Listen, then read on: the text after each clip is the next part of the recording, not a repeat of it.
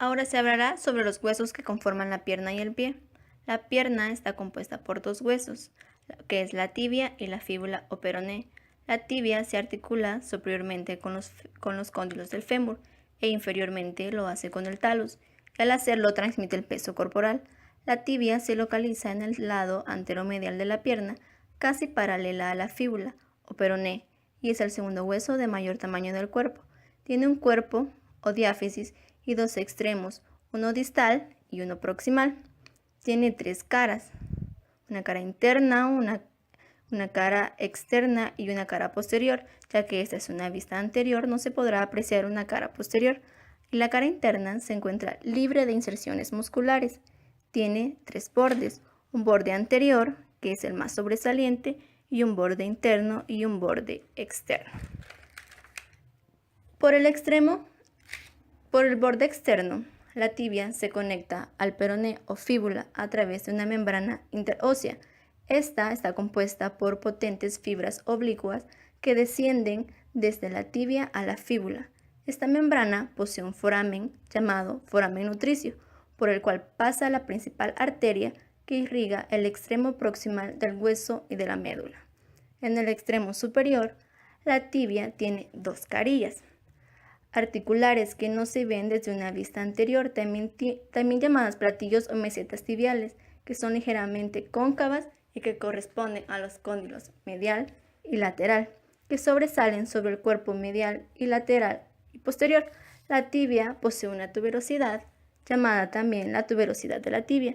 Es triangular, de base superior y de un vértice inferior. En la cara anterolateral de la tibia muestra un tubérculo tibial anterolateral o también llamado tubérculo de Gerdi, inferior a la cara articular o meseta tibial. Las caras articulares están separadas por las eminencias intercondilias formadas medial y lateral, flanqueadas por áreas intercondilias anterior y posterior. En el extremo distal, la tibia es más pequeña que en el proximal, ensanchándose solo medialmente. La expansión medial se extiende inferior al resto del cuerpo y forman el maleolo medial. También posee una cara articular para el astrálago, para articularse con los huesos del pie. Continuando con la tibia del lado posterior, ahí podemos observar que se visualizan completamente las mesetas. La línea del sóleo es una cresta rugosa y diagonal que discurre inferior y medialmente hasta el borde medial. Ahí también se inserta el músculo sóleo. Los cóndilos están proximalmente. Los cóndilos lateral y medial sobresalen por encima del cuerpo medial, lateral y posterior. Posteriormente forman la cara articular superior, a la cual se divide con una meseta tibial medial ligeramente cóncava y una meseta tibial ligeramente convexa. Estas están separadas por la eminencia intercondilia. Distalmente podemos observar el maleolo medial. Este se articula con el talus. El foramen nutricio, como lo podemos observar ahí, es distal a la línea del sóleo. Es un surco vascular dirigido oblicuamente, importante, ya que es el lugar donde pasa la principal arteria que irriga el extremo proximal del hueso y su médula. Aquí podemos observar desde una vista superior la cara articular de los cóndilos del fémur, para el fémur. En este podemos apreciar que está la carilla medial y la carilla lateral. Como podemos ver, en medio de las dos carillas se encuentra el tubérculo intercondilio medial. Junto con él se encuentra la escotadura intercondilia y un poco más arriba se encuentra el área intercondilea anterior. Cerca de la escotadura intercondilea podemos observar que está el tubérculo intercondileo lateral y abajo se encuentra el área intercondilea posterior. Aquí podemos apreciar el maléolo medial, desde una parte medial, un lado lateral y una posterior. Aquí terminamos con la tibia del lado anterior y del lado posterior. Espero que les haya gustado nuestra explicación. Bueno, yo les voy a hablar un poco sobre lo que es el peroné. El peroné es un hueso largo que junto con la tibia forma el esqueleto de la pierna. Es un hueso frágil y delgado que siempre que hay una fractura de tibia, tiene que haber una fractura de peroné o fíbula como también se le conoce. En el peroné existe un extremo superior o proximal e inferior o distal. También consta de 3 bordes y 3 caras. Está el borde anterior, el borde interóseo y el borde posterior. Y 3 caras que es la cara lateral, la cara medial y la cara posterior. En su extremo proximal consta de una cabeza que se encuentra superior a un cuello pequeño. Tenemos la articulación tibiofibular, que es la unión de la tibia con la fíbula. Esta incluye la membrana interósea. Se distingue porque en su extremo superior tiene forma de pirámide de base cuadrangular y la espícula, que también se le llama apófisis estiloide. Y en su extremo distal se le conoce porque aumenta de tamaño y se prolonga lateral e inferior, formando el malleolo lateral, que comúnmente por la gente es conocido como el ojo del pie. Y los malleolos forman las paredes laterales de la mortaja, que es el componente superior de la articulación talocrural, que es la unión de la fíbula con el talus o el astrálago. Bueno, es ahí donde concluimos las 2 estructuras óseas que forman la pierna. Hasta ahora hemos hablado lo que son los huesos de la pierna. Ahora hablaremos los huesos del pie, que es la porción distal del miembro inferior. Los huesos del pie se forman a partir de 3 grupos, que son los tarsos, metatarsos y falanges.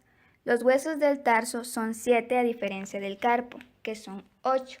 Estos 7 huesos cortos se articulan formando 2 filas. Una fila proximal formado por solo 2 huesos, el calcáneo hacia abajo y hacia arriba de este el astrálago o talus. La segunda fila está formada por 5 huesos, el cuboides, que se articula por delante del calcáneo, el escafoides, que se articula por delante del astrágalo, y las 3 cuñas, primera, segunda y tercera. Estas se articulan por delante del escafoides, de adentro hacia afuera, primera, segunda y tercera. Lo que podemos observar aquí es una vista superior o dorsal.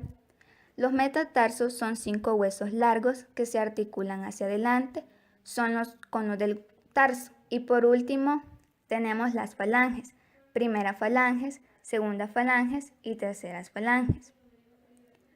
El calcáneo es un hueso del pie que pertenece a la primera fila y es el más inferior.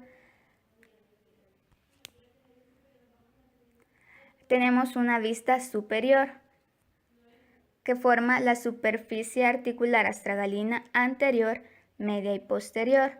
Luego tenemos lo que es el surco del calcáneo, la apófisis menor del astrágalo, la parte superior de la superficie posterior y la parte medial de la superficie posterior en donde se inserta el tendón del calcáneo. Luego tenemos una vista posterior con una superficie articular para el hueso cuboides, un surco para el tendón del flexor largo del dedo gordo, el tubérculo del calcáneo, una escotadura, las apófisis medial lateral y la tuberosidad calcánea, que es parte inferior de la superficie posterior. Luego tenemos una vista lateral. Como anteriormente mencionábamos, muestran lo que es la superficie articular astragalina posterior, media y anterior. Muestra lo que es la inserción de la parte calcáneo-peronea del ligamento colateral lateral de la articulación del tobillo, la tróclea peronea y el surco calcáneo.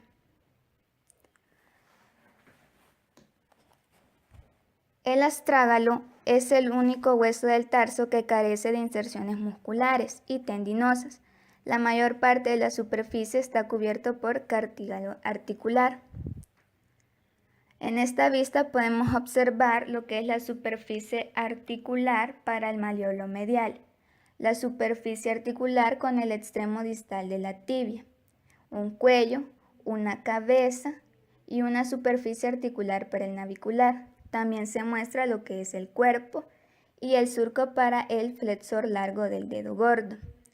Luego tenemos en otra vista lo que es la superficie articular para el navicular, la superficie posterior para el calcáneo, la superficie calcáneo anterior, la calcánea media, la superficie articular para el ligamento calcáneo navicular, el surco del astrágalo y por último el surco para el flexor largo del dedo gordo.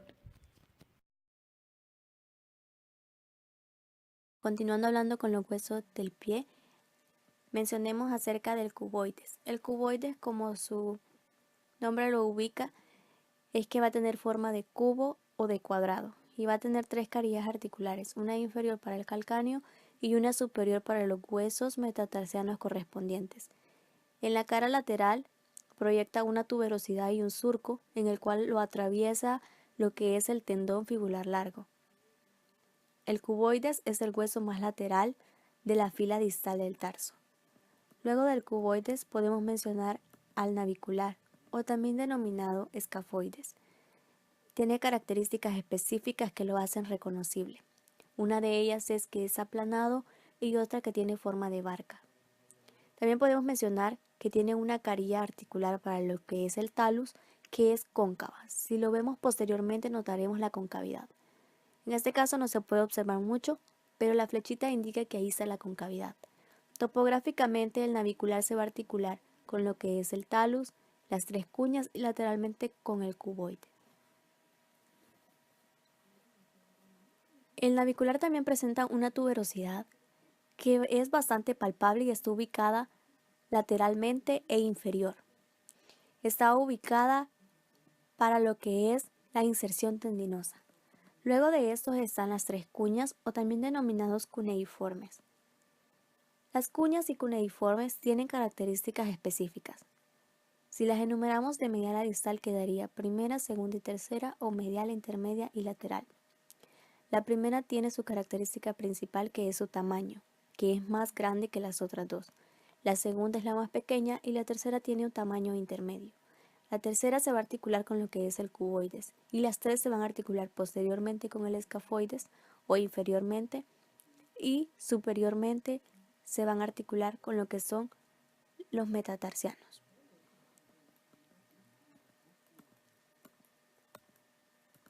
Los metatarsianos se van a clasificar en 5 y los vamos a enumerar de medial a lateral. Primer metatarsiano, segundo, tercero, cuarto y quinto metatarsiano. Cada uno de ellos tiene características específicas que los hacen bastante representativos. Por ejemplo, mencionemos la función que es pues establecer, ¿no? Y también mencionemos que van a tener lo que es una base, un cuerpo y una cabeza. También la característica principal del primer metatarsiano es que es el más corto y el más grueso y soporta más el peso que los demás. El segundo metatarsiano es el más largo y también podemos notar que hay 2 características bastante visibles en el primero y en el quinto, que tienen una tuberosidad. Si se fijan en el quinto metatarsiano está casi dentro de lo que es el cuboides. Aquí se nota lateralmente lo que es la tuberosidad. Solamente estos 2 huesos contienen esa tuberosidad. También lo que tiene lo que es el primer metatarsiano son huesos sesamoideos mediales y laterales, que es el único. Luego de esto, también tenemos lo que son las falanges. Las falanges las vamos a poder identificar como proximales, medias y distales. Las falanges también tienen características específicas. En este caso, las primeras falanges o el primer dedo va a constar solamente de 2 falanges y las falanges son cortas y también son bastante gruesas. Las falanges del quinto metatarsiano, si se pueden fijar, son más como angostas.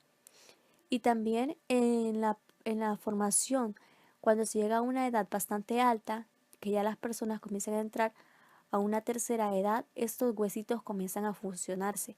Esto quiere decir que se van a unir hasta formar una sola falange.